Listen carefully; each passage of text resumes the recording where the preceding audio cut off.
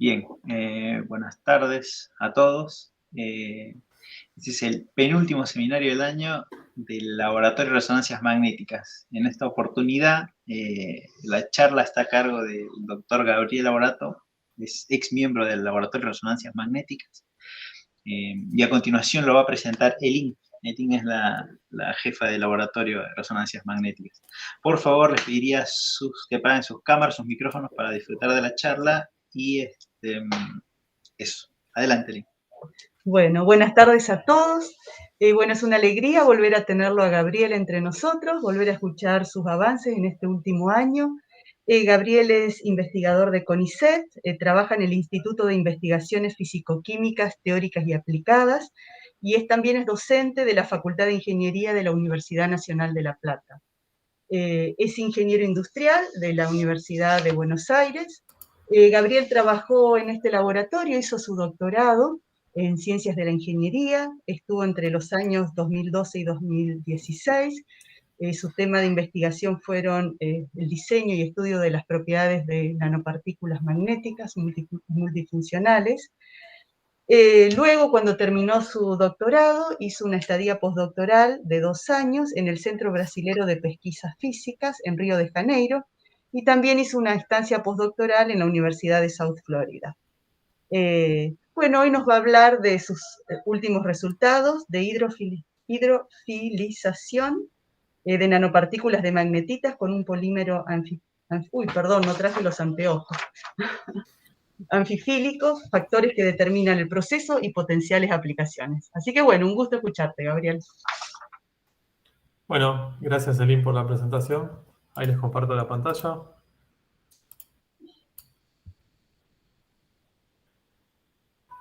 Bien.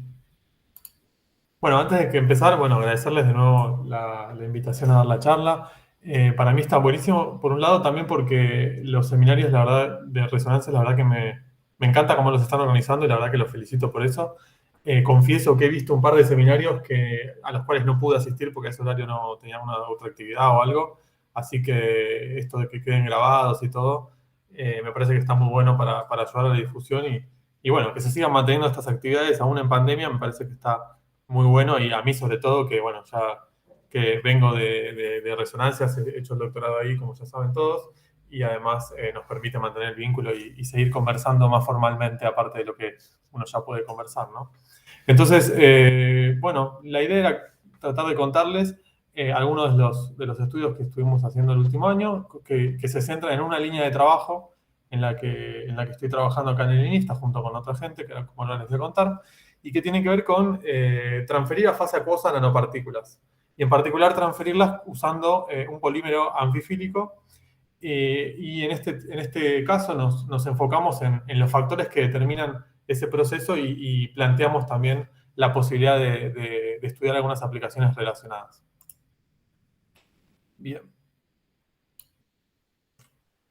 Bueno, nada, en este caso la síntesis de nanopartículas de magnetita ha evolucionado mucho, como muchos de ustedes ya saben, en los últimos años, y hoy por hoy creo que ya podemos decir que el conjunto de métodos de síntesis en fase orgánica, de los cuales los más comunes son la descomposición de oleato de hierro y de acetilacetonato de hierro, y muchos otros relacionados a esos, mediante el uso de distintos surfactantes y solventes, permiten producir nanopartículas con un control del tamaño y la forma de los cristales que es realmente extraordinaria.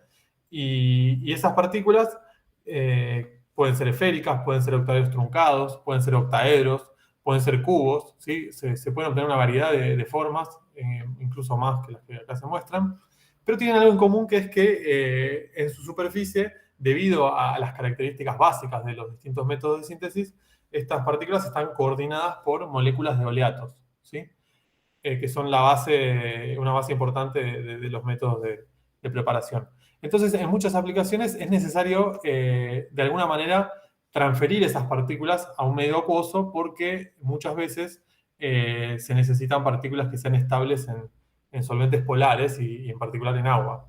Y para hacer eso hay distintos métodos, ¿no? Hay, digamos, tres grandes ramas, tres grandes tipos de métodos posibles.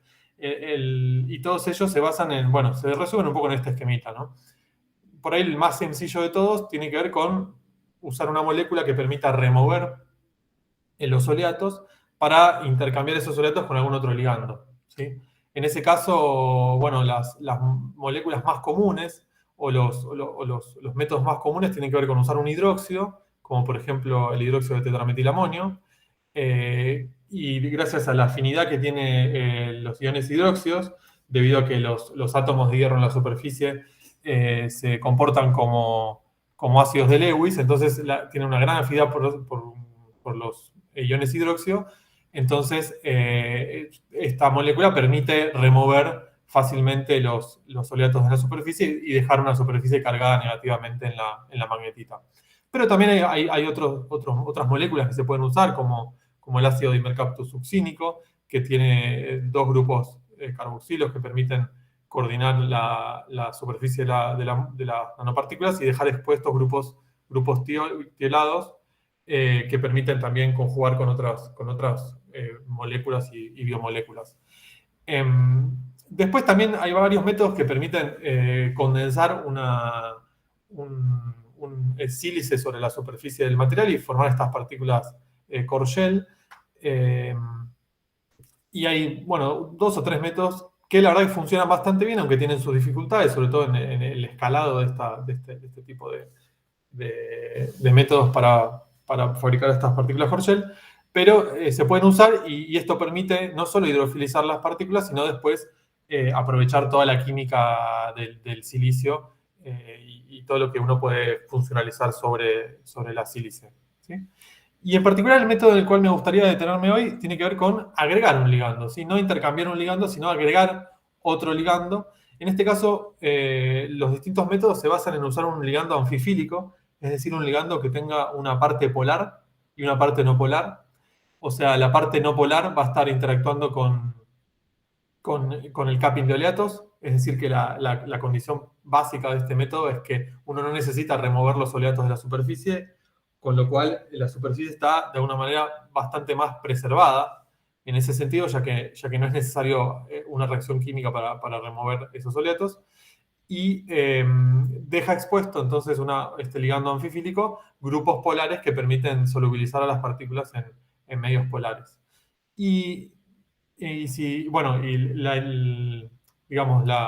Esto ocurre gracias a las interacciones hidrofóbicas entre la parte no polar del ligando anfifílico y el capping hidrofóbico de las nanopartículas. Y hay varias maneras, hay varios ligandos posibles. Uno podría tratar de clasificarlos y si hace eso, uno iría a pensar en que hay ligandos que se basan en una única cadena alifática y un grupo polar, como por ejemplo el CTAB es uno de los más comunes. Y si no, uno ya puede ir a otros ligandos que se basan, por ejemplo, en estructuras poliméricas, ¿sí? Que tienen una cierta cantidad de monómeros con una parte no polar y con un cierto grupo polar. Y todos estos también se pueden clasificar de acuerdo a las longitudes características de los grupos no polares, de estas cadenas no polares, y también a los tamaños característicos de los grupos polares, ¿sí? Y hay muchos ejemplos, por ejemplo, en el caso de ácido poliacrílico, conjugado con cadenas de distinta longitud, como una utilamina, por ejemplo. Bien, y además de todo esto, uno podría también conjugar estos ligandos anfifílicos con un polietilenglicol para tener una mayor estabilización estérica, lo que es deseable en muchas aplicaciones biomédicas, por ejemplo. ¿Sí? Bueno, ¿y por qué nosotros nos pusimos y nos interesó también estudiar la hidrofilización en particular? O sea, ¿por qué poner la lupa tanto en esto y no solamente aplicar un método y ya está? Bueno, por un lado, porque la hidrofilización puede generar cambios muy importantes en las nanopartículas que a veces no se les presta suficiente atención desde mi punto de vista. Por ejemplo, acá puse un ejemplito muy sencillo, sin ahondar mucho en esto, pero simplemente decir que un intercambio de ligandos puede generar incluso una transformación de fase en unas nanopartículas. En este trabajo, por ejemplo, se muestra que partículas de gustita, magnetita, Corgel, después de un intercambio de ligandos pueden llegar a transformarse enteramente en magnetita.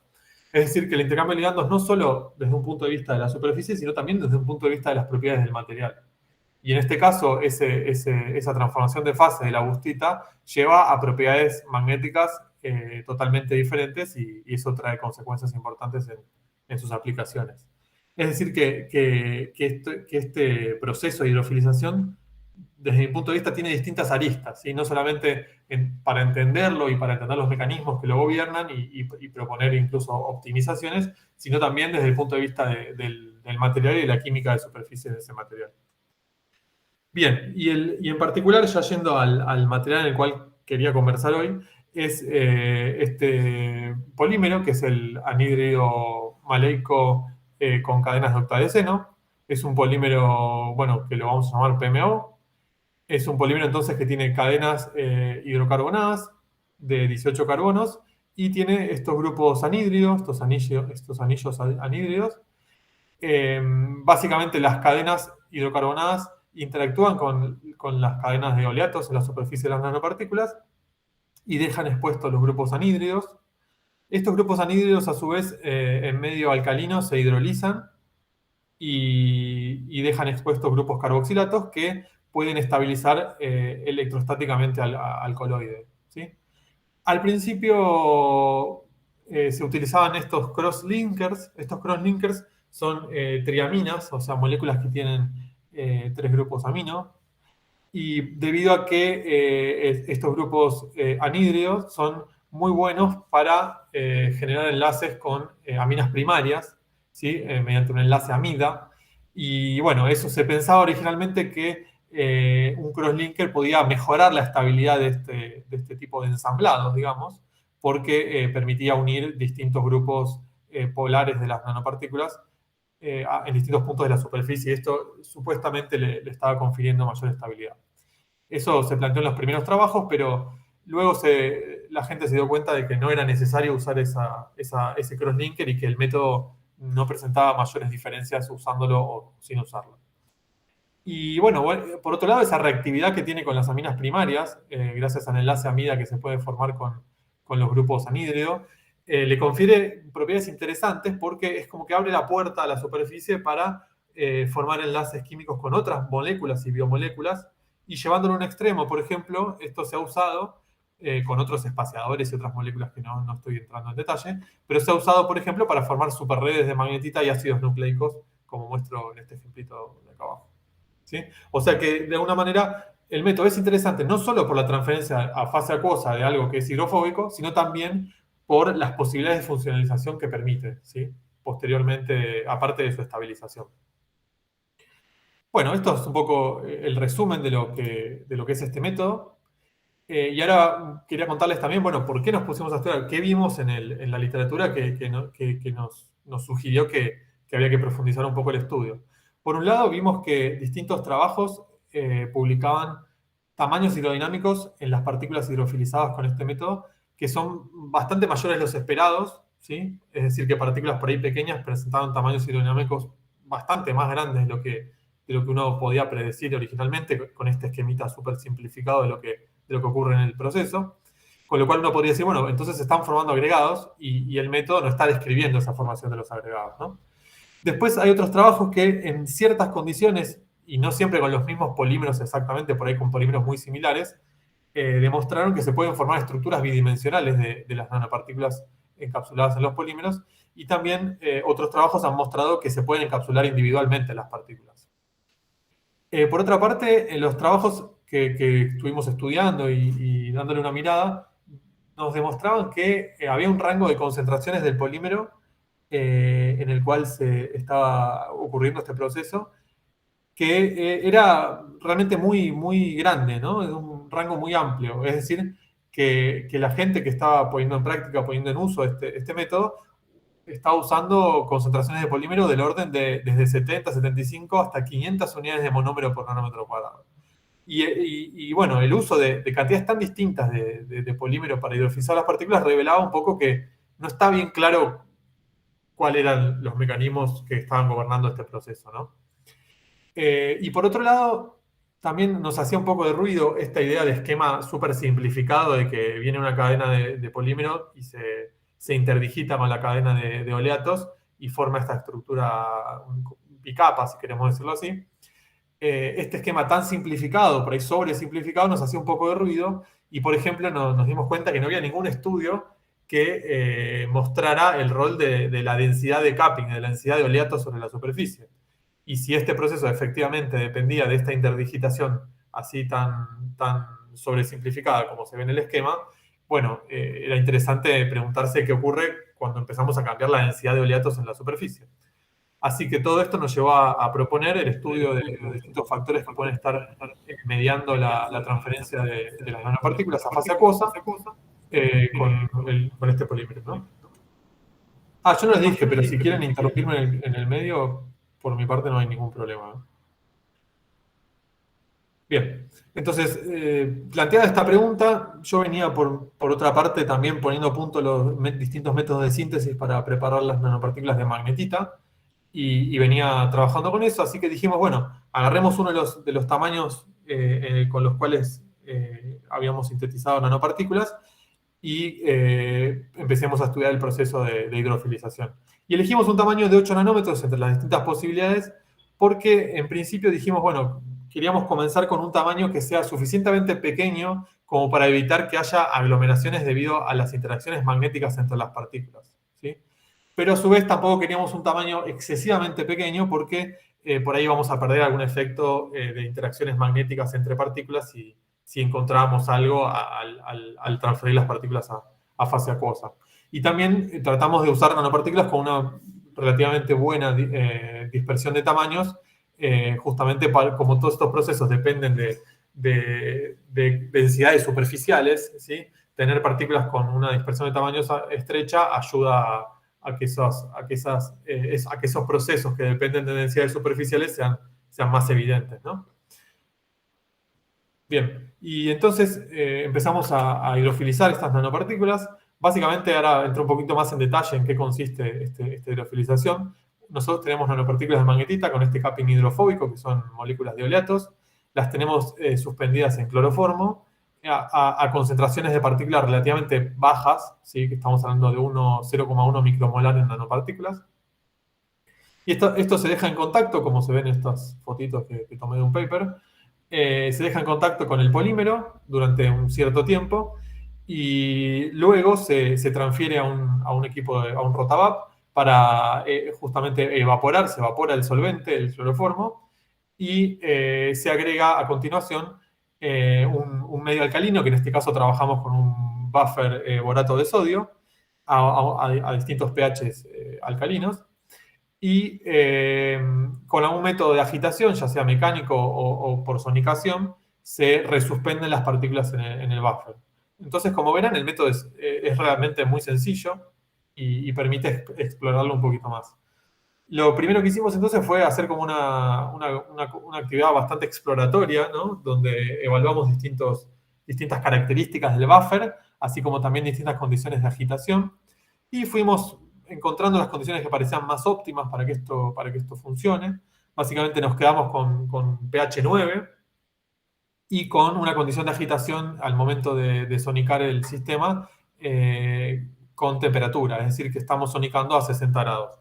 Otras condiciones vimos que directamente o no funcionaban o eran demasiado lentas y demoraban mucho más tiempo en hidrofilizarse al sistema, con lo cual eran menos favorables para este proceso. Y un proceso exitoso implicaba que uno obtenía un coloide de este tipo, ¿no? Donde uno tiene un color debido a las nanopartículas, pero es un coloide bien transparente a la luz, con lo cual no hay agregados grandes en principio. Y después tiene sus dificultades en cuanto a la purificación, donde terminamos usando una precipitación en un A30.000 G, en una centrífuga, durante 1 hora, para sacarnos de encima el polímero que no haya reaccionado con las partículas. Y la primera situación con la cual nos encontramos es que no todos los lotes de nanopartículas, a pesar de ser muy similares o iguales en tamaño, no todos permiten una transferencia a fase acuosa exitosa, ¿no? O sea, no todos permiten llegar a este tipo de coloides y digamos, algunos lotes veíamos que no terminaban de funcionar. Entonces, con esta idea en la cabeza fuimos directamente a estudiar el rol de la densidad de los oleatos en la superficie, ¿sí? Y, por ejemplo, lo que hicimos fue partir de una muestra, que acá la llamo as prepared, que es una muestra con una cierta cantidad de oleatos en la superficie, y lo que hicimos fue purificarla para cambiar esa densidad de oleatos en la superficie, o sea, simplemente lavándola con algún solvente para extraer parte de esos oleatos en la superficie, y la muestra purificada nos dimos cuenta que no permite su transferencia a fase acuosa. Y esa muestra purificada no la permite a pesar de ser igualmente estable en cloroformo que la muestra preparada. Para que se den una idea, esta purificación es una purificación muy suave, no estoy hablando de purificar con un imán es una purificación bastante suave, digamos, no es una cosa muy, muy agresiva, ¿no? Y entonces, a pesar de tener las dos estabilidad coloidal suficiente en cloroformo, no presentan diferencias en el DLS, por ejemplo, en cloroformo, una permite su transferencia a fase acuosa y la otra no. Entonces, para entender y racionalizar esto, era un primer paso para entender qué estaba pasando con la densidad de oleatos. Justamente fuimos al TG a estudiar la densidad y la naturaleza de esos oleatos absorbidos en la superficie. Bueno, y nos encontramos que la muestra as prepared tenía una densidad de oleatos de 3 moléculas por nanómetro cuadrado, quimisorbidos, y 2.3 moléculas por nanómetro cuadrado, fisisorbidos. Y la muestra purificada, en cambio, esas densidades bajan abruptamente, ¿no? Tenemos ahora 1.5 moléculas por nanómetro cuadrado, quimisorbidas y algo menos incluso fisisorbidas. Y lo primero que hicimos fue, bueno, entonces comparamos esas densidades moleculares en la superficie con la densidad teórica, si uno quiere, esperada, dado el tamaño propio de la molécula de oleatos, ¿sí? Y nos da esa densidad teórica, si quieren, es unos 4.4 oleatos por nanómetro cuadrado, con lo cual estamos un poquito por debajo de esa densidad teórica, pero estamos bastante en el rango, digamos, ¿sí? O sea que la cosa tiene bastante sentido. Y entonces, bueno, para racionalizar por qué un método, un caso, por qué un lote de partículas más purificada y una menos purificada no presentan tantas diferencias en la hidrofilización, estudiamos un poquito la densidad de empaquetamiento de los oleatos en la superficie. Eso se calcula haciendo el cociente entre el área ocupada por una partícula de oleato y el área por molécula estimada de los números de TG que les acabo de mostrar recién. Y eso se puede también, esto que es una medida, digamos, en una superficie plana, se puede extrapolar a una superficie de una nanopartícula haciendo este cálculo, donde R es el radio y D la distancia a la superficie. Y si uno hace esas cuentas, bueno, se da cuenta que una muestra purificada, es decir, una muestra que tiene una cantidad de oleatos reducida considerablemente, presenta una densidad de empaquetamiento bastante más baja, por supuesto, que una muestra sin purificar. Y la densidad de empaquetamiento de la muestra purificada en particular cae dentro de una región que se denomina de empaquetamiento amorfo, es decir, una región donde ya empiezan a predominar las interacciones entre el capping y el propio sustrato, es decir, la magnetita, y una región donde ya es esperable que las moléculas del capping formen racimos entre partículas y no estén ordenadas sobre la superficie, ¿no? En cambio, la muestra sin purificar entra dentro de la región de empaquetamiento semicristalino, es decir, es una región donde hay un mayor orden en las moléculas en la superficie y uno podría incluso pensar que tenemos las moléculas fisisorbidas intercaladas entre las moléculas quimisorbidas sobre la superficie. Y esto, bueno, después lo verificamos para otro set de muestras y pudimos verificar que justamente tenemos un rango de densidades de oleatos donde el proceso de hidrofilización es más favorable, que para nuestras partículas de 8 nanómetros es del orden de 2 a 3 moléculas por nanómetro cuadrado. Mientras que cuando estamos ya por debajo de 1,5 moléculas por nanómetro cuadrado, la cosa se empieza a complicar para este método, y ya si estamos en densidades muy, muy bajas, directamente las partículas dejan de ser estables incluso en medios no polares, ¿no? Y después también verificamos qué pasaba si uno a este tipo de partículas agregaba, digamos, oleatos fisisorbidos, es decir, si incubábamos las partículas con oleatos para aumentar drásticamente la cantidad de oleatos fisisorbidos, y nos dimos cuenta que haciendo esto se desfavorecía mucho el proceso, terminaba siendo un proceso mucho más lento y que demoraba mucho más tiempo que el proceso que originalmente planteamos, y eso se debe, bueno, a que justamente ese exceso de oleatos en la superficie, oleatos fisisorbidos, está bloqueando, digamos, de alguna manera, los espacios disponibles para que haya una interacción efectiva entre el polímero y los oleatos quimisorbidos en la superficie. Así que, bueno, un poco pudimos armar una película de lo que sería el rango de densidades óptimas de los oleatos para que este proceso sea viable. Y esto nos parecía súper importante porque en realidad, por un lado, no había sido discutido hasta el momento, y por otro lado, como sabrán los que producen partículas de este tipo por estos métodos, distintos lotes de partículas es muy común que tengan distintas densidades de oleatos, porque hay diferencias en la purificación, o porque incluso el tamaño propio de las partículas promueve diferencias importantes en la cantidad de oleatos y en la densidad de oleatos en cada una de las muestras. Así que una vez respondida esta pregunta, fuimos a estudiar, bueno, qué pasaba cuando cambiamos la concentración de polímero, ¿sí? Yendo un poco a responder esa interrogante de por qué hay un rango tan amplio de densidades de polímero que se vienen usando en la literatura. Cuando hicimos eso, empezamos a notar que uno podría hacer ensamblados de nanopartículas y polímeros prácticamente exitosos a densidades de polímeros bastante bajas, ¿no? Los rangos que les había dicho antes eran por encima de 75 monómeros por nanómetro cuadrado. Hay reportes incluso de 500 monómeros por nanómetro cuadrado.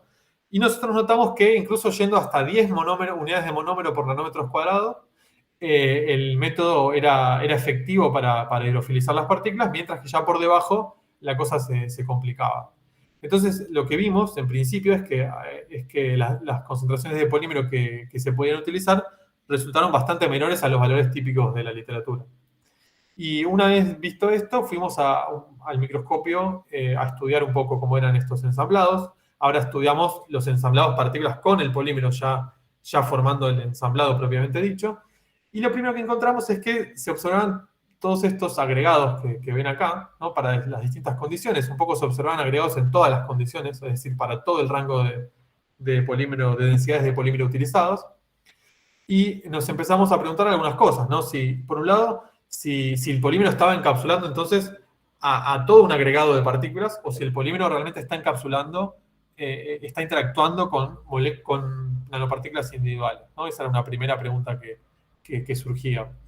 Y la segunda pregunta era si este tipo de agregados que uno ve en el microscopio son un efecto del secado de la muestra en la grilla o del método de preparación, o realmente estos agregados persisten en la solución y hay que caracterizar al coloide teniéndolos en cuenta, ¿no? Esas eran las dos preguntas que obtuvimos. Y una primera pista que surgía de las imágenes de TEM era que las partículas, si bien formaban estos agregados, como se ven acá, se ven bastante separadas, ¿sí? Por un lado, se ven separadas en promedio, digamos, distancias más grandes que 2.5 nanómetros, cuando en realidad, si uno veía los autoensamblados de partículas que les mostré antes, la distancia era más cercana a 1.5 nanómetros. Es decir, que en principio parecen partículas separadas mayores distancias que lo que estaban separadas cuando depositábamos partículas hidrofóbicas sobre la grilla. Con lo cual, bueno, fuimos a profundizar un poco el estudio de la estructura de estos ensamblados, y una de las primeras cosas que notamos es que en las imágenes STEM, tomadas con un detector de campo oscuro anular de alto ángulo, que es muy sensible al número atómico, ¿no? Encontramos este contraste, ¿no? Alrededor de las partículas, y este contraste nos llamó un poco la atención, así que, bueno, hicimos alguna prueba preliminar de imágenes filtradas en energía, en el espectrómetro de allá del microscopio de allá de Bariloche, y encontramos que esa densidad, que ese contraste en la superficie de la partícula se debía justamente a los contraiones del buffer, ¿sí? Al sodio que quedaba coordinando la superficie del polímero, ¿sí? Y hay dos cosas llamativas que se ven en estas imágenes. Por un lado, que ese contraste, que ahora sabemos que tiene que ver con los contraiones del sodio del buffer, incluso sigue la faceta de las nanopartículas. Y por otro lado, que se ve claramente que ese contraste, debido al sodio en este caso, predomina alrededor de todas las nanopartículas, ¿sí? Esto, de alguna manera, nos está diciendo que a pesar de formar estos agregados, como se ve en el microscopio, pareciera que el polímero encapsula las nanopartículas individualmente, es decir, que las termina encapsulando individualmente y igualmente forma estos agregados, ¿no? O sea que esto ya nos da una pista, por lo menos, de que a pesar de que están estos agregados, las partículas están bastante separadas entre sí, al menos más que en la muestra hidrofóbica. Y para responder el interrogante de si este sistema se preserva, estos agregados de nanopartículas y polímero, se preservan en solución. Fuimos al SACS, ¿sí? De acá del INIFTA, y lo que hicimos fue estudiar las distintas muestras preparadas con distintas densidades de polímero. Y por un lado, bueno, se ven, por supuesto, un punto de inflexión debido a una distancia característica que es, en este caso, proporcional al radio de las nanopartículas y coincide con el tamaño de las nanopartículas individuales, pero a menores valores de Q, lo que se termina viendo es una pendiente bastante uniforme para las distintas muestras, que está muy cercana a -2, ¿no? Y una pendiente de -2 un poco nos hacía acordar a la literatura, porque nos hacía pensar en estas estructuras intermoleculares de polímero que se han reportado en SACS, donde han demostrado que si uno tiene el polímero en un cierto medio alcalino, bajo ciertas condiciones, puede formar estas estructuras intermoleculares planas, de tipo disco, ¿no? Como se ve acá, estas estructuras, bueno, se han caracterizado por SACS y justamente presentan esta morfología plana, que coincide con una pendiente de -2 a bajos valores de Q. Entonces, bueno, un poco la idea que nos llevamos de esta técnica es que estos ensamblados, estos agregados que veíamos en la solución, que a pesar de que mantenían las nanopartículas separadas entre sí y envueltas individualmente por el polímero, seguían estando en solución. Y además que no solo seguían estando en solución, sino que además tenían una forma más bien plana, ¿sí? Y ahí nos hizo ruido una cosa, nos hizo ruido el hecho de que esta forma plana de agregados nanopartículas polímero no parece ser debida a la interacción polímero-oleatos en la superficie, porque uno esperaría que una interacción polímero-oleatos lleve a reproducir la forma de la superficie de las partículas. Entonces nos empezamos a preguntar, bueno, si se ven morfologías planas muy similares a las estructuras intermoleculares que se observan en este tipo de polímeros, bueno, ¿cuál será entonces el rol de las interacciones polímero-polímero para hidrofilizar las partículas de magnetita? Así que poniendo un poco la lupa ahora sí en las interacciones entre moléculas de polímero, lo que hicimos es analizar el sistema polímero-buffer, ¿no? Y para analizarlo, lo que hicimos fue usar una sonda, o sea, una molécula que es el pireno, es esta molécula que les muestro acá. La particularidad que tiene el pireno es que cuando uno lo excita a una cierta longitud de onda, en este caso a 337 nanómetros, la fluorescencia de esa molécula es capaz de mostrar la polaridad del medio en el que se encuentra, ¿sí? Y como es una molécula muy poco polar, cuando uno la prepara un sistema de polímero con buffer, la molécula suele alojarse en la bicapa, o sea, en la parte no polar que permita este sistema, ¿no? Y en particular, cuando uno ve los espectros de fluorescencia de esta molécula, puede ver que cuando el ratio entre dos bandas características de estos espectros de fluorescencia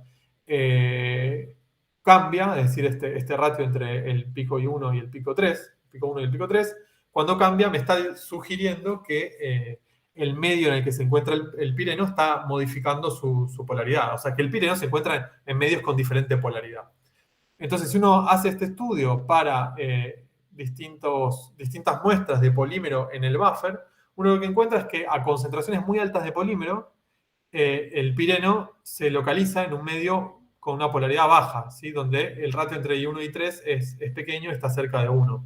En cambio, a medida que vamos diluyendo el sistema, es decir, a medida que baja la concentración de polímero, el ratio entre el pico 1 y el 3 del espectro de fluorescencia del pireno aumenta considerablemente, y esto me está diciendo de alguna manera que el pireno está localizado en un medio de mayor polaridad, que es lo esperable porque a concentraciones muy bajas de polímero hay menos dominios hidrofóbicos que puedan alojar a esas moléculas de pireno. Y lo que resultó interesante de este ensayo es que, fíjense, el rango donde se observan micelas intermoleculares, es decir, donde el pireno detecta dominios importantes hidrofóbicos, es de un más o menos 0,15 gramos por litro de polímero, y ese rango coincide muy bien con el rango en el cual empieza a ser posible la formación de los ensamblados de las nanopartículas magnetita con el polímero. Que coincide, es decir, estos 0,15 gramos por litro coincide más o menos, de acuerdo a nuestras condiciones experimentales, con 2 unidades de monómero por nanómetro cuadrado, ¿no? Es decir, ¿qué me está diciendo esto? Bueno, me está diciendo que estas interacciones polímero-polímero, que son las responsables de formar estas micelas y estas estructuras intermoleculares en el sistema polímero-buffer, parece ser las mismas que están gobernando la formación de los ensamblados polímero-nanopartículas. Y en particular me están diciendo cuál es la concentración mínima de polímero que yo necesito para que la hidrofilización sea efectiva, ¿no? Y bueno, nos dio un poco de respuestas en ese sentido. Bien, y para terminar esta parte de la charla, lo que hicimos luego fue terminar de cerrar un poco la película. Por un lado, lo que terminamos observando también es que en las muestras de menor cantidad de polímero, es decir, las de 10 unidades de monómero por nanómetro cuadrado, lo que veíamos era que estamos muy cerca de ese límite que nos daba el ensayo anterior, ¿no? Que estaba, más bien, según este cálculo, estaba del orden de 2 unidades de monómero por nanómetro cuadrado. Es decir, que cuando ya estábamos en este rango de concentraciones de polímero, estamos muy cerca del límite. Quiere decir que uno esperaría que la mayor parte de las cadenas de polímero estén interdigitadas con los oleatos, ¿no? Y eso también tiene su correlato en ensayos de termogravimimétricos del conjunto de nanopartículas polímero, porque se observó que para esas concentraciones de polímero, la estabilidad de la desorción de todo el sistema es mayor, y eso se identificó con los picos de la pérdida de masa para en este caso, para las muestras con menor cantidad de polímero. Y además, un aspecto a tener en cuenta es que la longitud de las cadenas de polímero, en particular de cada uno de las cadenas debido a la dispersión de tamaños del fabricante, ¿no? de este polímero, varía entre 50 y 100 nanómetros, ¿sí? Es decir, que suena razonable también que si los polímeros forman estas estructuras intermoleculares que terminan encapsulando las nanopartículas, si esas estructuras se forman con cadenas con este rango de tamaños, suena razonable que puedan entrar varias nanopartículas por cada ensamblado, ¿sí? Y también es consistente todo esto que planteamos con los resultados en la literatura, y explica de alguna manera por qué para tener ensamblados de nanopartículas individuales se necesitan condiciones de concentraciones de polímero realmente muy altas y diluciones bastante extremas también, ¿sí? Diluciones bastante altas. Bien, bueno, entonces, para cerrar ahora sí esta primera parte de la charla, lo que terminamos haciendo fue estudiar las propiedades magnéticas de los ensamblados, ¿sí? Hasta ahora lo que venimos diciendo es que tenemos las nanopartículas hidrofóbicas que se terminan transfiriendo a fase acuosa mediante este polímero que en un medio alcalino hidroliza sus grupos anhídridos y deja expuestos grupos carboxilatos, lo que le confieren a estas estructuras nanopartículas polímero una estabilización electrostática. Y vimos por los distintos resultados que las nanopartículas están relativamente aisladas entre sí porque el polímero las envuelve individualmente, pero que a su vez se forman estos ensamblados planos. Y vimos que los estudios también sugieren que al cambiar la concentración de polímero podría haber una cantidad variable de nanopartículas en cada ensamblado, ¿sí? Entonces, con esta idea en la cabeza fuimos a ver qué nos decía el magnetismo de estos sistemas. Por un lado, lo que se vio claramente es que cuando uno estudia ya sea curvas de histéresis o cuando uno estudia en el SQUID las muestras en función de la temperatura, se ven diferencias notables con respecto al polvo de las nanopartículas hidrofóbicas. Teniendo en cuenta que el polvo es el sistema más interactuante en este caso posible, vemos que las partículas en cualquier condición están gobernadas por interacciones entre partículas mucho menores, ¿no? Y esto se pone en evidencia, por ejemplo, en el momento aparente en un ajuste de Langevin del polvo, que es inferior al momento aparente de las nanopartículas envueltas en el polímero, y lo mismo en cuanto a la temperatura de bloqueo, que resulta bastante mayor para las partículas en el polvo que para las nanopartículas envueltas en el polímero. Y lo que encontramos fue que había diferencias entre las distintas muestras con distintas densidades de polímero, pero muy sutiles. Es decir, si uno venía a estudiar la distribución de temperaturas de bloqueo, encontraba, por ejemplo, que cuando pasábamos de 10 unidades de monómero por nanómetro cuadrado a 75, es decir, cuando usábamos más cantidad de polímero, la temperatura de bloqueo bajaba un poquito, ¿no? La diferencia era bastante pequeña.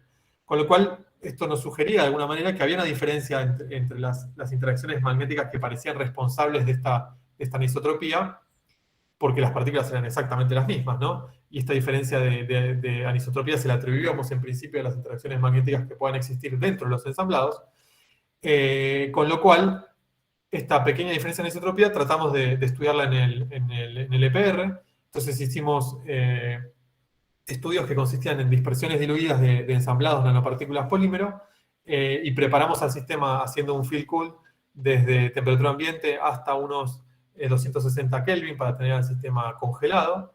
Y por un lado, lo que encontramos es que la variación de los campos de resonancia, por un lado, sugiere que hay una anisotropía uniaxial, es decir, que estamos promoviendo de alguna manera un eje fácil inducido por este experimento, ¿no?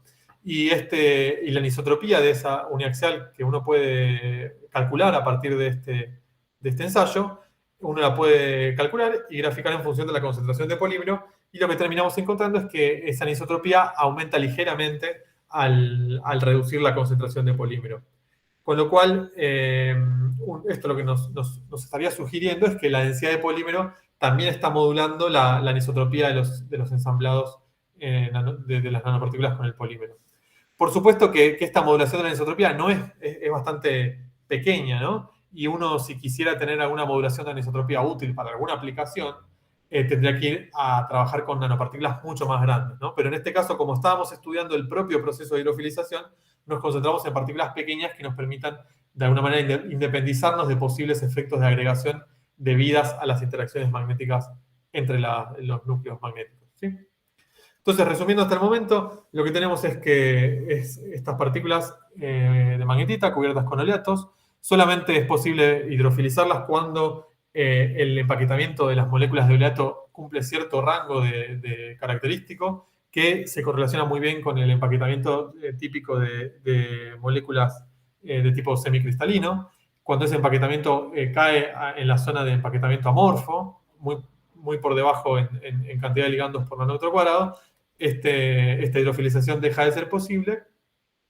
Y por otra parte, los ensamblados que encontramos son planos.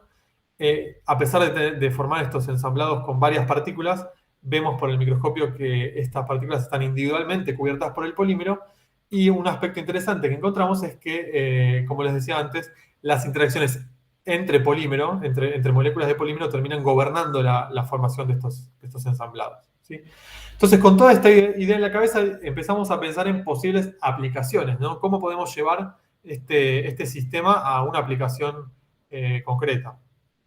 Y para hacer eso, empezamos a pensar, en conjunto con otros investigadores de nuestro grupo y del instituto, en desarrollar un sistema híbrido que esté formado por los ensamblados y por una molécula por un fotosensibilizador, ¿sí? Una molécula que actúe de fotosensibilizador. Bueno, para los que no estén muy familiarizados, un fotosensibilizador es una molécula capaz de generar especies reactivas de oxígeno, ¿sí? Básicamente, para hacerlo sencillo, es una molécula que luego de absorber luz pasa a un estado excitado y que, si presenta lo que se conoce como intersystem crossing, puede también pasar a un estado triplete, esa molécula, un estado triplete excitado. Y ese estado triplete excitado puede, de alguna manera, desexcitarse de dos formas características, ¿sí? Una forma es entregando un electrón, por ejemplo, a una especie que contenga oxígeno, y eso es lo que se conoce como fotosensibilizadores de tipo 1. Son los que, por ejemplo, permiten generar radicales hidróxido a partir de peróxido, y se conocen como fotosensibilizadores de tipo 1. Y se están estudiando, por ejemplo, para terapias fotodinámicas contra el cáncer, por ejemplo. Y hay otro tipo de fotosensibilizadores que son los fotosensibilizadores de tipo 2, en los cuales esta desexcitación del estado triplete excitado tiene que ver con una transferencia de energía a un oxígeno triplete, lo que lleva a la formación de oxígeno singlete como especie reactiva de oxígeno. Entonces, las moléculas capaces de generar este oxígeno singlete se conocen como fotosensibilizadores de tipo 2. ¿Y por qué empezamos a pensar en este tipo de aplicaciones? Bueno, por un lado, porque nuestro grupo está bastante enfocado en nanomateriales de interés biomédico, así que esto era algo que estaba rondando también en el grupo. Y por otra parte, porque muchos fotosensibilizadores de tipo 2 son muy hidrofóbicos, ¿no? Y suele haber la gente que sintetiza estos materiales suele tener que introducirle modificaciones a las moléculas para que sean suficientemente hidrofílicos para distintas aplicaciones. Y en particular nos concentramos en esta molécula que es la fenalenona o perinaftenona, se conoce de las dos maneras, que tiene esta pinta que ven acá. Es una acetona, ¿no? Con estos 3 grupos aromáticos. Es un fotosensibilizador, perdón, de tipo 2, que, como les decía, va a generar oxígeno singlete debido a la interacción con una luz incidente y debido a la desexcitación del estado triplete. Y por otra parte es una molécula muy conocida por la gente que estudia fotoquímica y fotofísica porque es una molécula de referencia para determinar el rendimiento cuántico de la generación de oxígeno singlete y justamente es una molécula de referencia en este sentido porque tiene un rendimiento cuántico de oxígeno singlete sumamente alto. A pesar de ello, no es muy utilizada en las aplicaciones, en parte porque tiene una solubilidad muy baja en muchos solventes y aunque no es muy utilizada, bueno, se están buscando distintos compuestos basados en esta perinaftenona como agentes para generar las especies reactivas de oxígeno, ¿sí? Entonces nuestra idea era, y está un poco emparentada a lo que les conté antes, ¿no? de la posibilidad de que el pireno dentro de los ensamblados de polímero sea capaz de revelar la polaridad del medio, ¿no? Teníamos en la cabeza esta idea, ¿no? Del pireno como fluoróforo capaz de sensar la polaridad del medio. Bueno, si logramos encapsular en los ensamblados de nanopartículas y polímero a la propia perinaftenona, bueno, vamos a poder tener un sistema similar al que teníamos cuando encapsulábamos al pireno en las estructuras intermoleculares del polímero. Entonces fuimos directamente a ver si podíamos armar y producir este sistema híbrido de nanopartículas polímero y fenalenona, con lo cual empezamos trabajando con otras partículas, otro lote de partículas más grandes, son partículas de 11 nanómetros, con una forma más bien esférica, y lo que hicimos fue transferirlas a fase acuosa y durante la transferencia a fase acuosa incorporamos a la fenalenona en el proceso. Así que es una molécula soluble en cloroformo, pero mucho menos soluble en agua, ¿no? Y en el buffer. Entonces, en cloroformo, junto con el polímero y las nanopartículas, era un sistema perfectamente soluble que se deja en agitación durante un buen tiempo. Luego de eso se transfirió a fase acuosa usando el mismo buffer con el que trabajábamos antes, el buffer borato de sodio. Y dada la polaridad de la perinaftenona queda encapsulada dentro del ensamblado nanopartícula polímero, con lo cual tenemos un sistema como el que se esquematiza acá, ¿sí?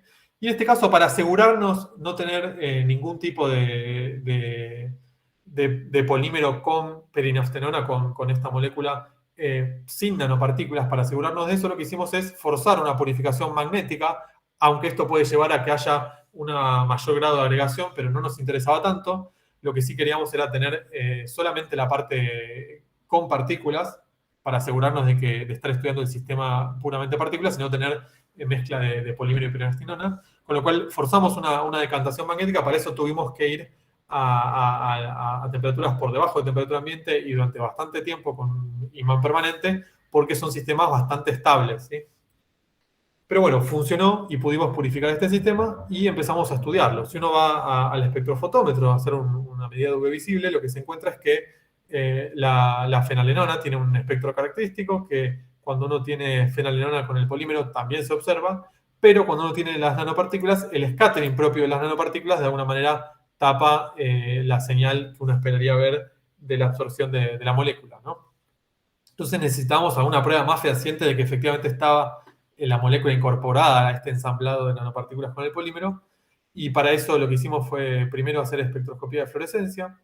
En este caso excitamos a 355 nanómetros, que es la longitud de onda característica de la absorción de la fenalenona.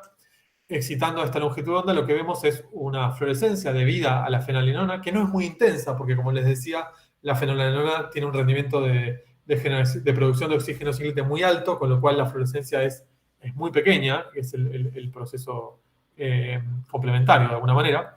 Es una fluorescencia pequeña, pero que nos permite ver algunas cuestiones. Por un lado, lo que vimos es que hay un corrimiento cuando uno va incorporando la molécula al polímero y luego al polímero con las nanopartículas, hay un corrimiento hacia el rojo de la fluorescencia de esta molécula. Ese corrimiento, lo que haciendo cálculos de DFT, indica que tiene que ver con la polaridad en la cual está esta molécula, es decir, que lo que me sugiere este corrimiento es que al correrse hacia el rojo, la molécula está en un entorno menos polar de lo que estaba en la molécula original, ¿no? en el control en agua. Bien, pero esto no terminaba de ser suficiente para probar lo que queríamos decir, entonces lo que hicimos fue estudiar los tiempos de vida de la fluorescencia, y acá sí se ven claramente dos poblaciones, ¿sí? Cuando uno tiene la perinaftenona en agua se ve un tiempo de vida de fluorescencia característico de esa molécula. Cuando uno estudia la perinaftenona con el polímero sin purificar, uno termina encontrando que dos tiempos de vida característicos, es decir, que hay un decaimiento biexponencial en la fluorescencia de este sistema, y esos dos tiempos de vida característicos me están mostrando que hay dos poblaciones en este caso, ¿sí? Una población de perinaftenona en un entorno de mayor polaridad y otra en un entorno de menor polaridad. Y cuando uno termina estudiando las nanoesferas esas de magnetita que les mostraba, con el polímero y con la molécula en el medio, encontramos que hay una única población de perinaftenona en un entorno con una polaridad compatible con la que encontramos solamente midiendo perinaftenona en el polímero. Bien, y para terminar la caracterización fotofísica del sistema, hicimos espectroscopía de absorción transitoria, ¿no? Para terminar de identificar las características del sistema de ensamblados con la molécula, con la fenalelona, como generador de oxígeno singlete. ¿En qué consiste esta técnica? Bueno, lo que hace uno acá es, con un pulso de excitación, lo que logra es pasar del estado basal al estado excitado, y también puede producir un pulso de probe, ¿no? Y si uno estudia la diferencia entre la absorbancia en las dos condiciones, solo con probe o con el pulso de excitación y luego el de probe, lo que puede lograr es comparar la absorción del estado triplete excitado con el del estado singlete. ¿Sí? Y termina encontrando espectros de este tipo como lo que se ven acá. Esto es una medida de la relajación del estado excitado, de alguna manera. Y el espectro este que se ve acá es característico justamente de la fenalenolona y está reportado en la literatura en muchísimos trabajos. Y lo que encontramos nosotros es, bueno, por un lado que está este espectro, y que en particular que este espectro no cambia en las distintas condiciones, ya sea cuando uno mide la perinaftenona en agua o cuando uno la estudia en argón, en aire o en oxígeno, tienen siempre el mismo espectro característico. Lo que me está indicando es que el único camino posible de la excitación de este sistema es la formación de este estado triplete excitado para esta molécula. Y en particular, cuando uno estudia el tiempo de vida en este experimento, encuentra que para soluciones saturadas en argón, los tiempos de vida son mucho mayores que para soluciones saturadas en oxígeno, ¿sí? Donde cuando uno satura en oxígeno, termina quenchando directamente el estado triplete excitado porque lo termina desactivando con el oxígeno que está presente en el medio, vía la generación de oxígeno singlete como uno esperaba para esta molécula. Con lo cual, en resumen, lo que tenemos hasta ahora es que pudimos confirmar que los ensamblados encapsulan la perinaftenona, que está en un entorno menos polar del que uno esperaría para la perinaftenona en agua, y además pudimos demostrar que hay una generación de oxígeno singlete como especie reactiva de oxígeno. Entonces, lo que hicimos luego fue plantear la aplicación de este sistema como un sistema híbrido que sirva como carrier magnético, es decir, que uno pueda, digamos, desplazar las partículas con un imán y a la vez tener este fotosensibilizador para generar especies reactivas de oxígeno cuando uno ilumina el sistema con luz ultravioleta, ¿sí? Entonces, para hacer eso, nos dimos cuenta que las partículas eran demasiado chicas, porque si bien se podían precipitar y decantar magnéticamente a temperaturas menores a temperatura ambiente durante 24 horas, cuando uno hace un experimento de magnetoforesis muy sencillo, donde registra la absorbancia de luz contra el tiempo para una solución de estas partículas, lo que se da cuenta es que el imán no logra separar a las partículas del coloide, porque justamente son partículas muy bien estabilizadas por el polímero y son partículas muy pequeñas, ¿no? Son de 11 nanómetros. Y esto lo hicimos con un imán de neodimio con un gradiente de campo por debajo de los 50 teslas por metro, ¿no? Y bueno, mirando un poquito la literatura, esto era totalmente esperado, porque si uno estudia las nanopartículas monodispersas de magnetita, tienen una especie de compromiso para la separación magnética en el régimen de gradientes de campos por debajo de los 100 teslas por metro, tiene una especie de compromiso entre el área superficial de las nanopartículas y la eficiencia de la separación. Es decir, por ejemplo, si uno tiene nanopartículas de 4 o de 6 nanómetros, la retención de nanopartículas en un imán de un gradiente pequeño de campo es muy pequeña, es muy baja, ¿no? En cambio, si uno tiene nanopartículas mayores a 12, 20 nanómetros, esa eficiencia de retención con un imán termina siendo muy alta, pero a expensas de una menor área superficial que para alguna aplicación podría ser importante. Bueno, entonces con todas estas ideas en la cabeza dijimos, bueno, entonces vamos a repetir lo que estábamos haciendo, pero con otras partículas. Y justo estábamos trabajando en la síntesis de los nanocubos. Los nanocubos eran interesantes porque los teníamos bastante controlados en un rango de cerca de los 20 nanómetros, que era justamente el rango a partir del cual la separación magnética para gradientes de campo pequeños termina siendo muy eficiente. Y bueno, también al ser cubos podrían ofrecer un área superficial un poco más grande de la que uno podría tener para una esfera del mismo tamaño. Entonces parecía ser un sistema bastante adecuado para lo que estábamos proponiendo, para usar como carrier magnético en un sistema con un fotosensibilizador, y fabricamos estos ensamblados de nanocubos ahora con el polímero y la perinostenona encapsulada dentro del ensamblado. Ahora, como ven acá, los experimentos de magnetoforesis revelan claramente que ese tamaño sí es adecuado para trabajar con imanes de neodimio que generan gradientes de campo pequeños y se separan rápidamente en pocos minutos del coloide, prácticamente con una separación total, no quedando partículas en el sobrenadante, ¿no? También profundizamos un poquito en el estudio de la magnetoforesis. Lo que hicimos fue estudiar en un sistema modelo con un imán permanente y estudiamos la distancia del imán a la muestra, y eso nos permitió, por un lado, caracterizar al imán que estábamos ensayando, estudiando su gradiente de campo, y a su vez pudimos medir, acoplando este sistema a una balanza, la fuerza magnética por unidad de peso, por unidad de masa de muestra, y esto nos permite de alguna manera identificar para qué valor de distancia del imán a mi coloide, a mi material, es posible atrapar al material magnético, ¿no? Entonces nos da una idea de cómo tiene que estar configurado el sistema magnético y coloide para poder separarse para poder separar el ensamblado de nanopartículas y polímero de la suspensión coloidal, ¿sí? Así que pudimos profundizar un poquito en el estudio de la magnetoforesis. Y finalmente, entonces, fuimos directo a la aplicación. La aplicación que elegimos fue mostrar que esto se podía usar para la degradación de un colorante azoico.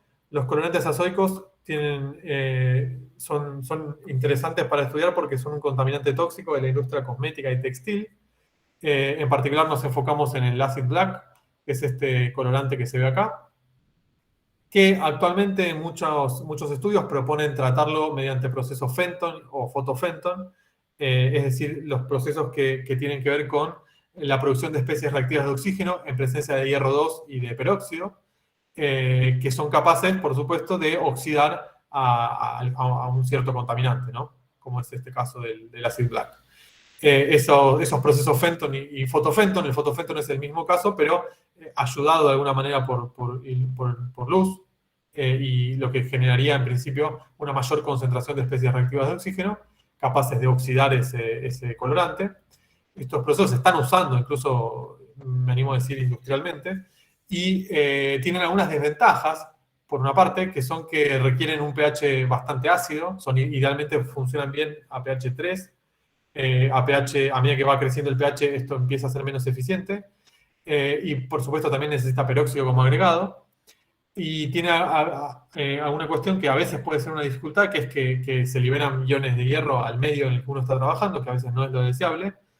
Y también requieren estos soportes, como puede ser, por ejemplo, hierro cero valente, para liberar el hierro 2 necesario para que se dé la reacción de Fenton, ¿no?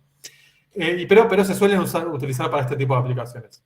Entonces, planteada como alternativa a este tipo de procesos, como remediación de este colorante, lo que planteamos fue justamente usar la perinaftenona en nuestros ensamblados magnéticos, porque tiene un elevado rendimiento de generación del oxígeno singlete, y el oxígeno singlete en particular es altamente reactivo y es muy reactivo con alquenos, anillos aromáticos y heteroátomos, o sea que es ideal para degradar este tipo de colorantes, ¿no? Y efectivamente, si uno tiene, acá tenemos el espectro UV visible del colorante a esta concentración, y si uno lo deja en contacto con dispersiones coloidales de nanopartículas y polímero y perinaftenona, en este caso a 200 miligramos por litro, lo que ve luego de 2 horas de excitación a esta longitud de onda y pH 6, termina encontrando que hay una degradación importante del colorante. Después caracterizamos un poquito más esa degradación, estudiamos distintas concentraciones de la dispersión coloidal, desde 40 hasta 200 miligramos por litro, que son comparables con las que se usan en Fenton. Y a su vez vimos que también estudiamos un blanco sin perinaftenona para mostrar que el efecto se debe efectivamente a la perinaftenona. Y mostramos que, bueno, efectivamente este tipo de ensamblados podría llegar a utilizarse como una alternativa para un proceso de oxidación avanzada, como puede ser los que les acabo de comentar, ¿sí? Así que resumiendo, ya llegando al final de la charla, lo que hicimos fue mostrar que el rol de la densidad de los oleatos y que las interacciones del polímero, las interacciones intermoleculares de este polímero son fundamentales en la formación de ensamblados nanopartícula polímero, lo que no había sido reportado hasta el momento. También mostramos que esas propiedades magnéticas pueden estar moduladas por la concentración de polímero usada, y esto podría ser especialmente interesante para la gente que usa este método para transferir a fase acuosa nanopartículas más grandes, donde la anisotropía coloidal, si quieren, la anisotropía magnética coloidal termina siendo clave para la aplicación. Y a su vez mostramos este sistema ensamblado nanopartícula, polímero y fenaleno para la producción de oxígeno singlete y como un sistema capaz de fotodegradar un colorante mediante la producción de oxígeno singlete y recuperarse mediante decantación magnética, ¿no? Y bueno, todos estos resultados los volcamos en un trabajo que salió publicado recientemente y también en uno que tenemos en evaluación que esperamos que se pueda publicar pronto. Bueno, y antes de agradecerles, quería también agradecerles a toda la gente que estuvo involucrada en este trabajo, que es un montón de gente. En particular, bueno, a Belén, que es la que se puso al hombro, digamos, la segunda parte de la charla, es decir, toda la parte del sistema híbrido que les estuve contando. A Caro, a Daniel, a Mariano, a Carlos, todos investigadores del INIFTAC, con el cual desarrollamos todo este trabajo. También, por supuesto, a Julio y a Lynn de allá de Bariloche, que participaron. A Pedro y Juan del Instituto de Física y, por supuesto, a Alberto y Alejandra, que desde ITEC, aunque no han participado formalmente en los trabajos, siempre han colaborado para que se pueda llevar a cabo todo esto. Así que, bueno, cualquier consulta, vamos por acá. Muchas gracias, Gabriel. Muy buena la charla. Impresionante la cantidad de técnicas que se han utilizado para describir los sistemas. Yo tengo algunas preguntas, pero bueno, me gustaría abrir la sesión a preguntas. Si alguno tiene una pregunta, que levante la mano virtual o que abra su micrófono.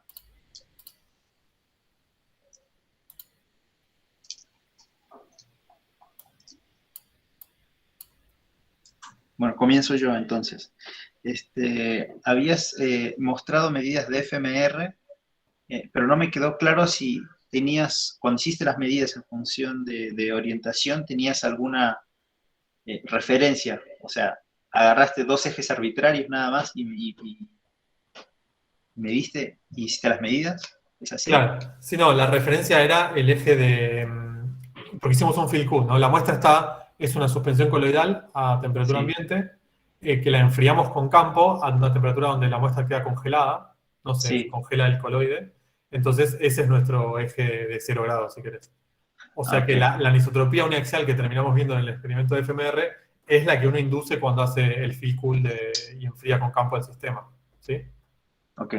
O sea que uno está induciendo, digamos, en los ensamblados, no entré mucho en detalle, pero uno estaría induciendo una anisotropía uniaxial justamente por ese field cool, y uno trabaja con soluciones, con concentraciones muy, muy diluidas de ensamblados nanopartícula polímero, justamente para poder ver la anisotropía que resulta del ensamblado, ¿no? y evitar interacciones entre los ensamblados si es que las hubiera.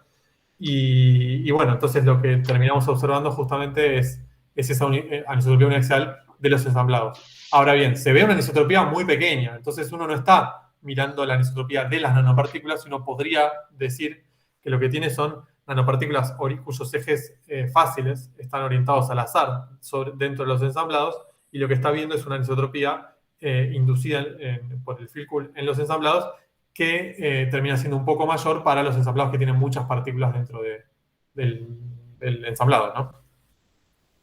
Ok. Y no me quedó claro cuando mencionaste cómo la polaridad del medio influye en la morfología del ensamblado, que te queda plano. O sea, habías hecho el estudio de la polaridad ay, no me acuerdo ahorita el compuesto, pero... Espera que vuelvo para acá. Ahí, eso, sí. Claro, acá la movida es la siguiente, ¿no? Esta molécula que es el pireno es una molécula capaz de censar de alguna manera la polaridad en el medio en el que se encuentra. A su vez es muy poco polar, con lo cual cuando uno tiene un medio que tiene una zona polar y una no polar, uno esperaría que la molécula, siempre que haya disponible un dominio no polar o un dominio hidrofóbico, va a alojarse en el dominio hidrofóbico, ¿no? Entonces el experimento, cuando uno estudia el sistema pireno con el polímero en el buffer, lo que termina encontrando es que el polímero termina censando un entorno no polar para ciertas concentraciones de polímero. ¿Por qué? Porque a partir de esas concentraciones de polímero, el polímero es capaz de formar esas micelas intermoleculares, es decir, es capaz de formar esas estructuras intermoleculares que vimos por Sachs antes, que eran planas, solamente a partir de cierta concentración. Es algo parecido a la concentración micelar crítica de ciertos compuestos, ¿no? Y solo a partir de esta concentración es que el pireno logra censar esos dominios hidrofóbicos. Y esa concentración, donde se empiezan a ver esas micelas intermoleculares, coincide con la concentración de polímero necesaria para formar los ensamblados. Con lo cual esto está sugiriendo de alguna manera que la hidrofilización está gobernada por lo mismo que está formando las micelas intermoleculares, ¿no? Ok. Pero para entender bien, o sea, no todas las moléculas están orientadas en la misma... O sea, la orientación de las moléculas es random, solo que se agregan en forma de plano. Claro, o sea, lo que suele pasar con muchas moléculas, ¿no? Sobre todo con las que tienen, dependiendo del tamaño, la relación de tamaños entre la parte no polar y la parte polar. Dependiendo de esa relación de tamaños, muchas moléculas, y como muchos de estos polímeros también, suelen formar ensamblados planos, bicapas, digamos, son bicapas de cierto tamaño en el espacio. Otras moléculas que tienen otra relación de tamaño entre la longitud no polar y la cabeza polar pueden formar, por ejemplo, estructuras intermoleculares esféricas, forman una estructura micelar esférica, ¿no? También puede pasar. Ok. Bien. Elin tenía una pregunta. Hola, a ver, ¿se escucha? No sé si me anda bien el micrófono. Se te escucha algo bajito, pero se te escucha. La pregunta que te quería hacer es, porque vos encapsulás las nanopartículas para que poder dispersarlas en agua, suspenderlas en agua, y cuando haces eso, ¿no te baja la reactividad de esta molécula que presenta reacción de Fenton? ¿Cómo es la dependencia de la reacción de Fenton con el encapsulado de las partículas? A ver.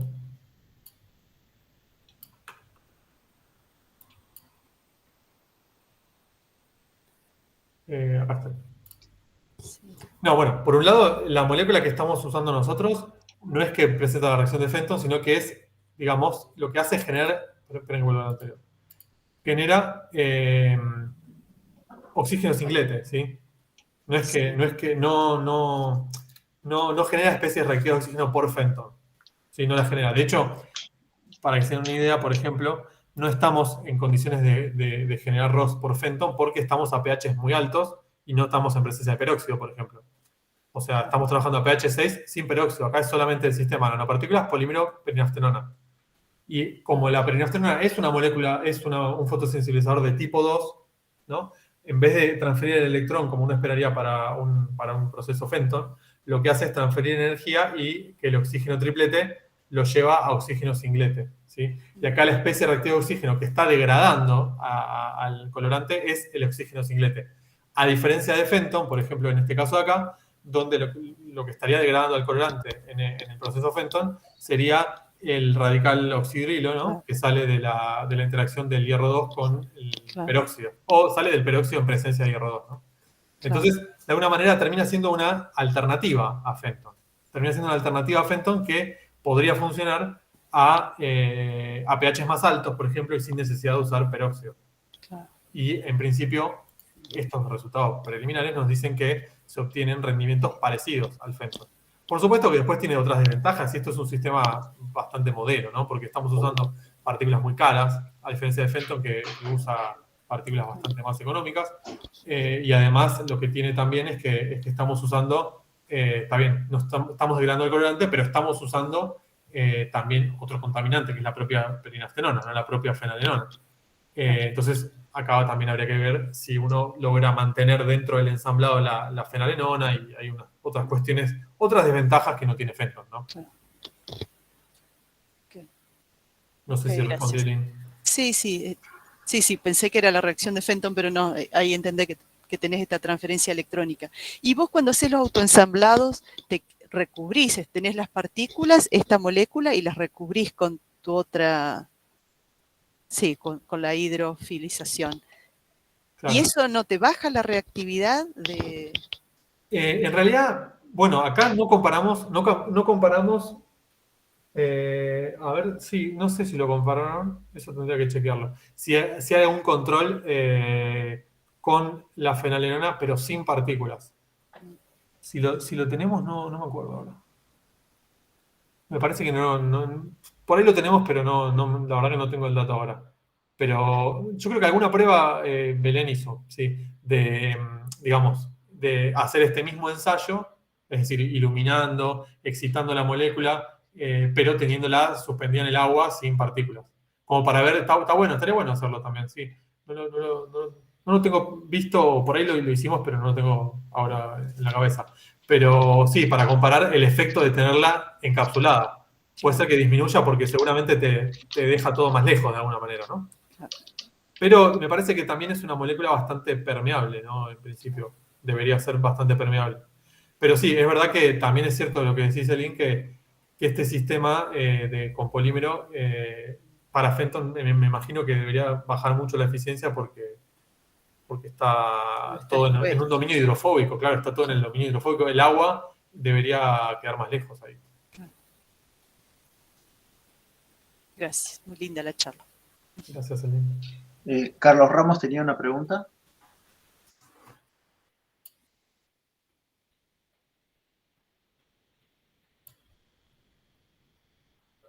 Estás muteado, Carlos. Gracias. Yo con todo, impresionante todas las cosas que uno no conoce de estas moléculas y todas las cosas que se pueden hacer.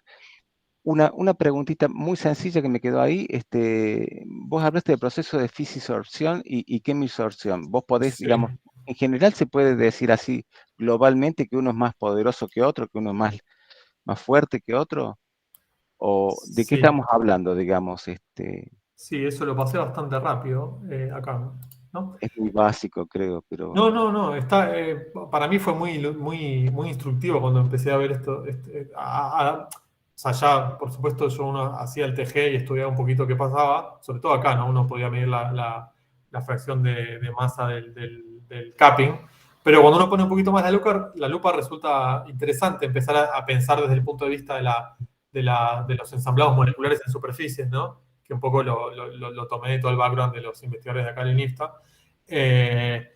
Y claro, acá lo que uno ve básicamente es, uno puede pensar esta caída, que a veces no es tan clara, ¿no? Como se ve acá, pero uno puede pensar la caída de masa en dos escalones, ¿no? Uno define hasta cierto punto y después define un segundo escalón. En la derivada se ve muy claro, ¿no? Estos dos escalones. El primer escalón que está arriba de 200 está asociado, y está reportado en varios lados, que está asociado a la desorción de moléculas fisisorbidas, que están ligadas a la superficie por interacciones bastante más débiles que las quimisorbidas, ¿sí? Entonces, por eso... algo así. Claro, sí, o puente de hidrógeno también, o una contribución de varias, hay varias propuestas para eso. O incluso... Claro. Pero sí, las que decís vos, Carlos. Y después hay moléculas que están quimisorbidas, que por ahí lo que hacen es ya compartir un electrón, ¿no? Con los átomos de hierro en la superficie, que se sueltan a temperaturas bastante más altas. Esto habla de la intensidad del enlace, ¿no? Y bueno, comparando estos, analizando un poquito más en detalle estos diagramas de termogravimétricos, uno puede calcular las densidades moleculares de cada una de los oleatos fisisorbidos y quimisorbidos en cada uno de los casos. Muy bien, gracias. De nada. Teobaldo tenía una pregunta. Sí. Gracias, Gabriel, muy bonita la charla. Yo tenía más que una pregunta, una curiosidad. Con esto de los fotosensibilizadores que estás poniendo en las nanopartículas, pensando para la posible aplicación, una de lo poco que yo he leído de las mayores críticas que se le hace a la terapia fotodinámica es el tema de la penetración, ¿no? Entonces, tú estás pensando en poner esos fotosensibilizadores en las partículas para luego inyectarlo en algún tipo de tumor o algo del estilo, y luego cómo quedaría, o sea, cómo excitarías esas moléculas fotosensibles, digamos, desde fuera, si el tema de la penetración por ahí te puede ser una limitación, ¿no? ¿Has pensado un poco en eso o has revisado un poco por la bibliografía? ¿Qué tal, Teo? Gracias por la pregunta. Mirá, por un lado es tal cual lo que decís, ¿sí? La desventaja de la terapia fotodinámica, hasta donde yo entiendo, también es esa, la penetración. Tengo que estudiar mucho más de esto, por supuesto, ni siquiera es la parte en que más estoy enfocado actualmente, pero lo que sí te puedo decir es que, bueno, por un lado que esto, lo que hicimos en este trabajo, es muy sistema modelo, porque lo que usamos fue un fotosensibilizador que incluso para la gente que estudia fotofísica es modelo para estudiar la generación de oxígeno singlete, no es un fotosensibilizador que uno pensaría para aplicaciones biomédicas, por supuesto, porque primero que absorbe luz en el ultravioleta, ¿no? Así que no sería adecuado en ese caso. Uno sí nos interesa, y de hecho lo estamos trabajando, pensar sistemas similares a este, pero con fotosensibilizadores que absorben luz en el infrarrojo, eso sí. Y en ese caso, claro, van a estar presentes seguramente las mismas limitaciones de la terapia fotodinámica, como que ya tienen, van a seguir estando presentes en nuestro sistema en particular. Y bueno, pero por lo pronto podrían tener alguna ventaja por tener asociadas las nanopartículas magnéticas, como sabemos que pueden llevar a otras propiedades como carrier o como por hipertermia magnética también. Exacto. O sea, sería quizás pensar una cosa combinada, óptica y magnética y cosas del estilo, ¿no? Totalmente. Me parece que puede ser una posibilidad para hacer algo combinado, sí. Vale. O sería ideal que haya algo sinérgico. No sé tanto de fotosensibilizadores como para pensar que existe alguno que, debido a tener las partículas cerca, mejorará su eficiencia. Eso la verdad que se me escapa totalmente. Pero si sabes de alguno, avísame. Vale. Gracias. Gracias a vos. Gracias, Teobaldo. Quique tenía una pregunta, me parece, también. Sí, bueno, muchas gracias, Gabriel, por la charla muy interesante y muchos resultados, mucho trabajo y bien enfocado, ¿no? Casi como una novela policial, digamos. Pero una pregunta muy básica, ¿no? Cuando hablabas en la primera parte de la charla de los resultados SACS, tengo una pregunta muy básica que es si la correlación entre el exponente -2 y los sagrados planos es unívoca, digamos, si no hay ninguna otra posibilidad. Y en ese caso, digamos, el tamaño de esos agregados, si es el que corresponde a las imágenes que mostraste en microscopía. Y en todo caso, ¿qué pasa cuando vas cambiando las concentraciones, ¿no? Si esos agregados son más grandes, son agregados planares más grandes o hay más abundancia. Y bueno, digamos, claro, vamos a parar ahí por ahora con la pregunta. Mira, están muy bien todas las preguntas porque yo me hice las mismas preguntas, me parece, mientras estuve haciendo esto. Yo entiendo que no es la única forma de interpretar estos agregados. Digamos, nos convenció bastante el hecho de que el propio polímero ya formaba estos agregados planos y que también se habían reportado estructuras planas para otras partículas. Las imágenes de TEM, por otro lado, también son difíciles ya sea para caracterizar tamaños de agregados o de ensamblados, como uno quiera decirle. Las imágenes TEM son difíciles porque están mediadas por el secado de la muestra en la grilla y además porque los tamaños pueden cambiar por el vacío del microscopio. O sea que son difíciles para caracterizar eso. Pero también dan una idea de algo plano que, por supuesto, también puede tener que ver con que la grilla es plana.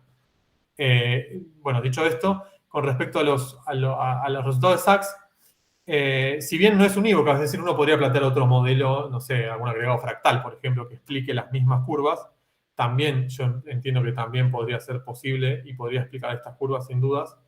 Nos terminamos haciendo la idea de que conjugando los resultados con la caracterización del polímero, ¿sí? O de las estructuras intermoleculares que teníamos del polímero y de la literatura, que estaban siendo favorecidos los agregados planos, ¿sí? Pero eso sería una propiedad del polímero, entonces es el polímero el que induce ese tipo de agregación, esa geometría. Exactamente.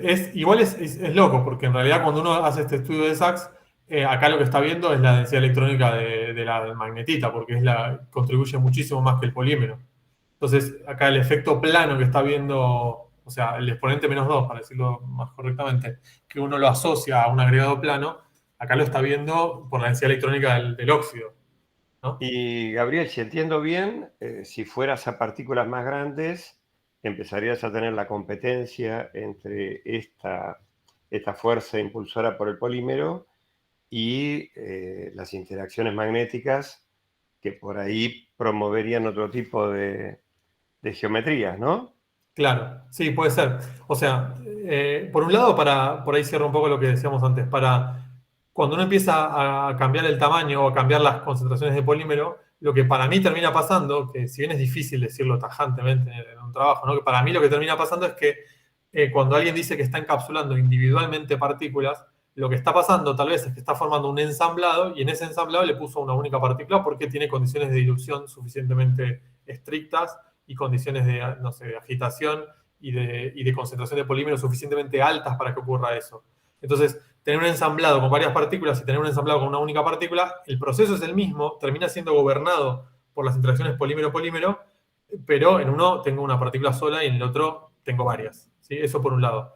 Y después decías que cuando aumentaba el tamaño de partícula, yo creo que sí, que en algún momento las interacciones entre partículas deben estar jugando un rol importante. De hecho, por ejemplo, el sistema de cubos que les mostraba hace un rato con el polímero, no lo terminamos de caracterizar en ese sentido, ¿no? Lo estudiamos simplemente para tener un ensamblado que sea capaz de separarse magnéticamente, pero no lo hemos caracterizado en el sentido de las interacciones magnéticas. Bueno, muchísimas gracias, Gabriel. Gracias por las preguntas. Gracias, Quique. No sé si hay alguna otra pregunta, me parece que no.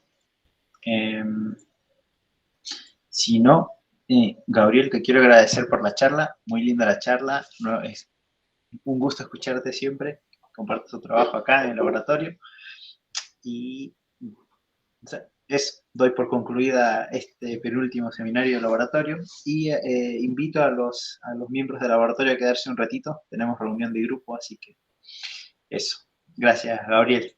Gracias, Gabriel. Gracias, Luis y Carlos, por la invitación y bueno, gracias a todos.